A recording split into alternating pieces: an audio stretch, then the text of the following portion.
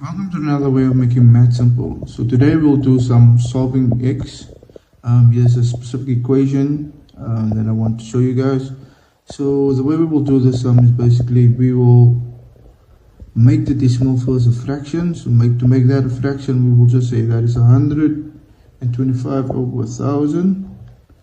And if you want to simplify that, we'll just make that answer will just be 1 over 8. You can easily just place it on the calculator if you don't know how to simplify it.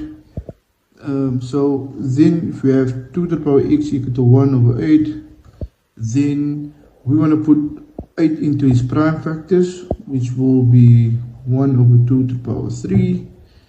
And then just to make you want to get the ground numbers the same, so then what we will do, we'll just take the 3 exponent up, so we will say 2 to the power negative 3, and then with that your ground numbers are the same, then that will be x will just be equal to negative 3.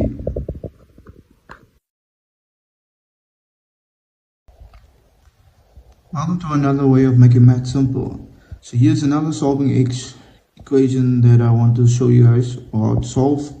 To start with this question, you will have to see that you have a 2 on the one side next to the 3 to the power x, which we want to remove from that side. So the way we will do that, we'll just divide both sides by 2, and then that 2 will cancel with that 2 in front, so that will be 3 to the power x left.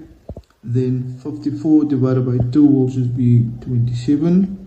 Then so you want to put 27 in its prime factors. To get that, we will say that it's just 3 to the power 3. Again, we get to the point where we get our ground numbers the same.